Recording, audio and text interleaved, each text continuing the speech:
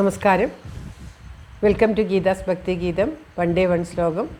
Shrimad Mahabhagavatam 826th day. Today പ്രഥമസ്കന്ധം 8th chapter 48th ശ്ലോകം. ഓം നമോ ഭഗവതേ വാസുദേവായ. ഓം ശ്രീകൃഷ്ണ പരമാത്മനേ നമഃ. ഹരിശ്രീ ഗണപതയേ നമഃ. അവിഘ്നമസ്തു ശ്രീ ഗുരുഭ്യോ നമഃ. ഓം തത്സത്.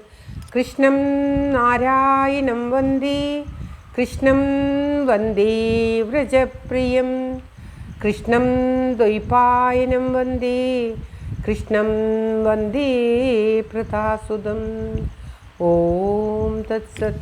ശ്രീമദ് മഹാഭാഗവതത്തിലെ പ്രഥമസ്കന്ധത്തിലെ 8ാമത്തെ അധ്യായത്തിലെ 48ാമത്തെ ശ്ലോകം ചുരുക്കി പറയുകയാണ്.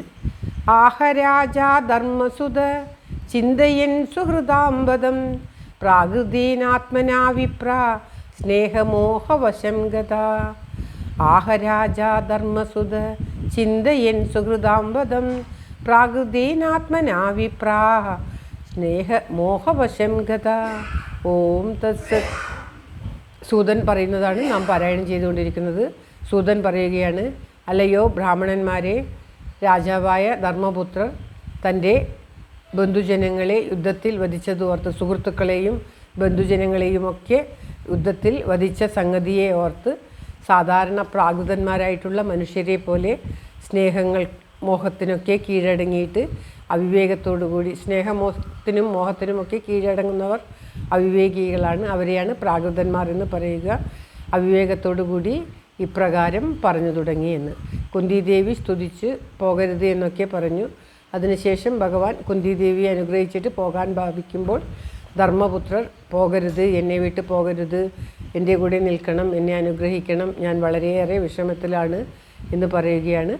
അങ്ങനെ ആ ധർമ്മപുത്രർ തൻ്റെ വിഷമങ്ങൾ പറഞ്ഞു തുടങ്ങി, പ്രാകൃതന്മാരെ പോലെ തൻ്റെ ഉള്ളിലുള്ള വിഷമങ്ങൾ പറഞ്ഞു തുടങ്ങി എന്നാണ് ഈ ശ്ലോകത്തിൽ പറയുന്നത്.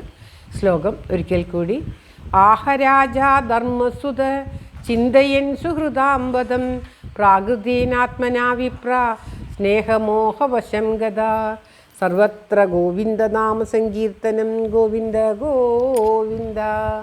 എല്ലാവരുടെയും നന്മയ്ക്കും ആയുരാരോഗ്യ സൗഖ്യത്തിനുമായി പ്രാർത്ഥിച്ചുകൊണ്ട് ഈ ശ്ലോകം ഭഗവാന്റെ തൃക്കാൽക്ക് സമർപ്പിക്കുന്നു.